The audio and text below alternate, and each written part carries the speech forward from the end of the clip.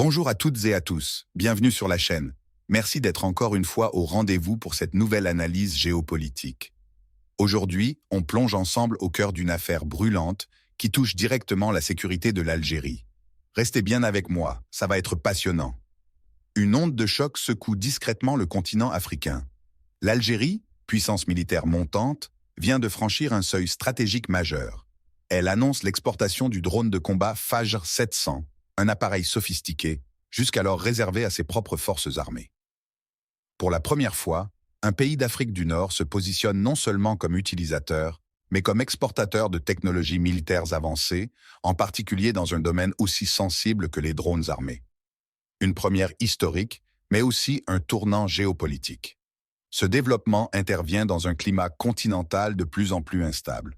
Du Sahel à la Corne de l'Afrique, en passant par la Libye et les frontières du Sahara occidental, les tensions se multiplient.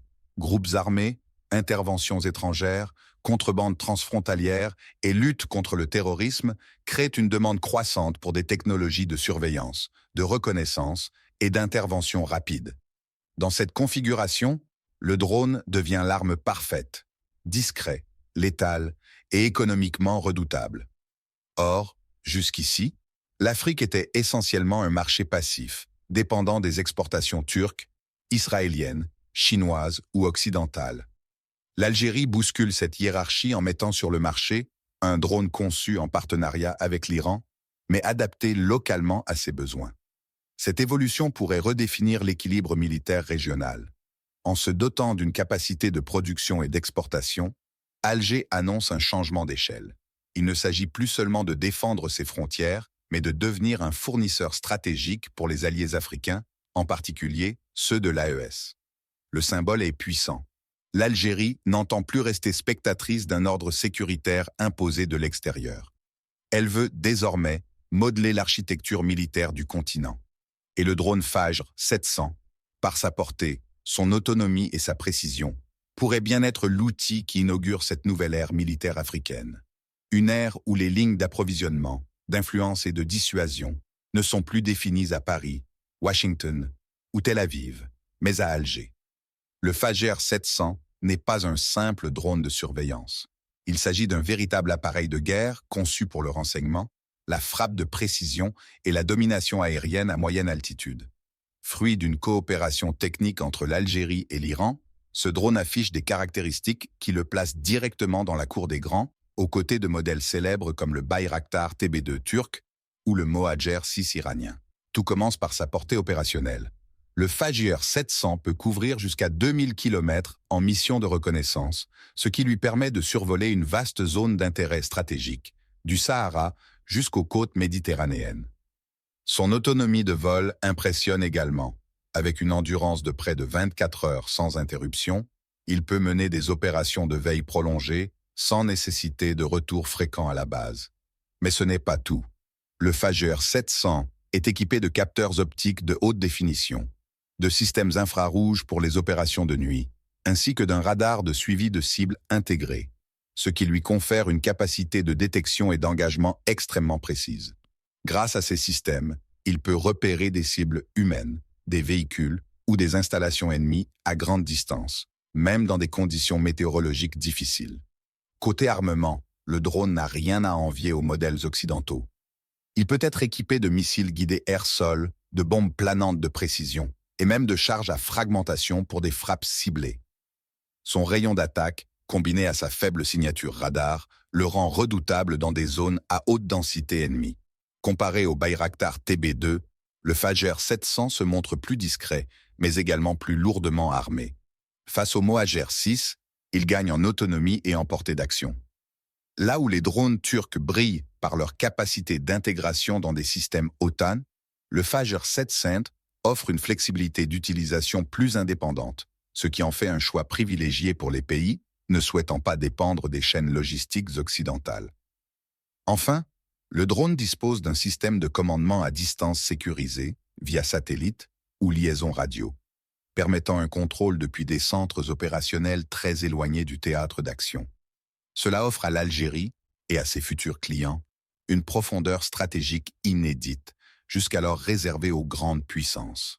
Depuis plusieurs années, l'Algérie prépare silencieusement une transformation majeure, passer du statut d'importateur à celui de producteur et exportateur d'armement.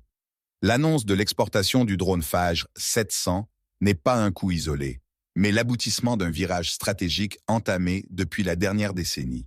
Une ambition industrielle affirmée, qui s'inscrit dans une logique de souveraineté technologique et de projection géopolitique régionale. Le drone Fajr 700, bien qu'inspiré de modèles iraniens, est assemblé et modifié localement selon des standards algériens.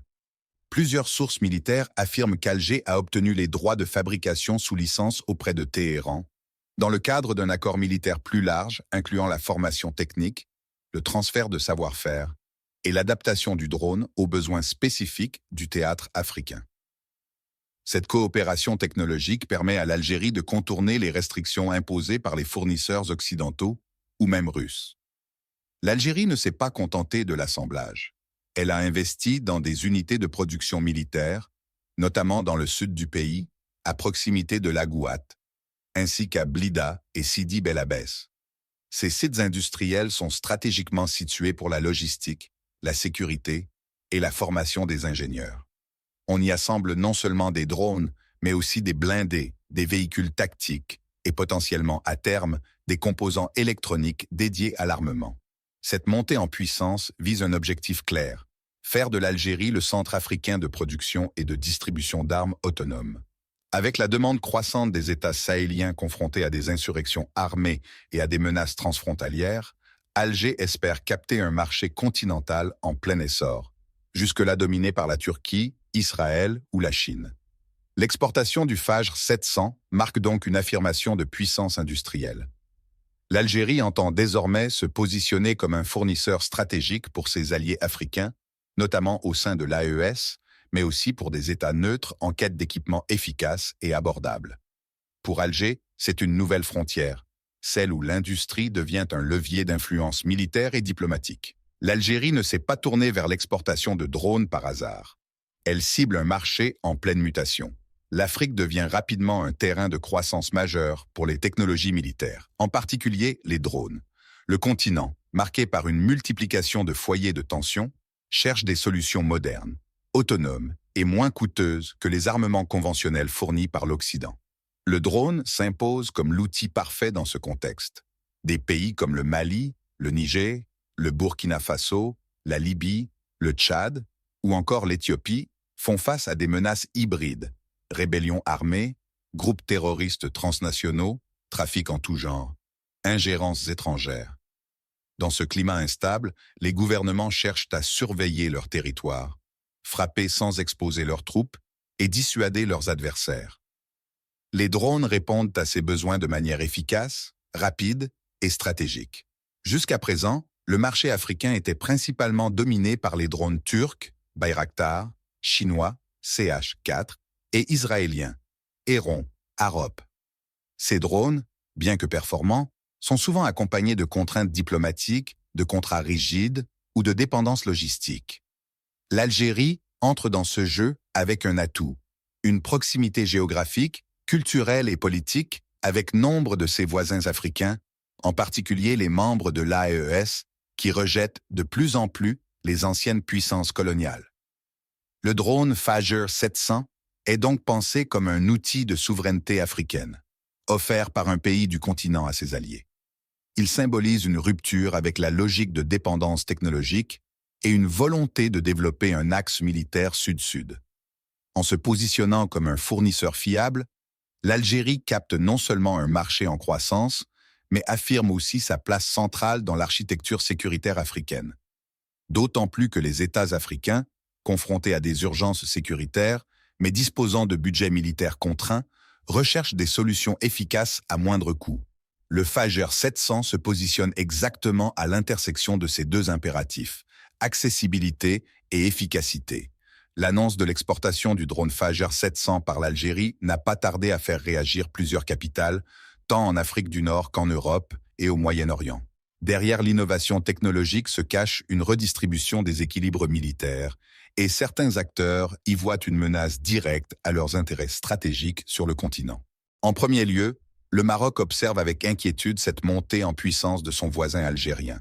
Rabat, qui a déjà fortement investi dans les drones israéliens et turcs, notamment les Harop et Bayraktar TB2, voit dans l'exportation du Fajr 700 une tentative algérienne d'étendre son influence militaire dans la région.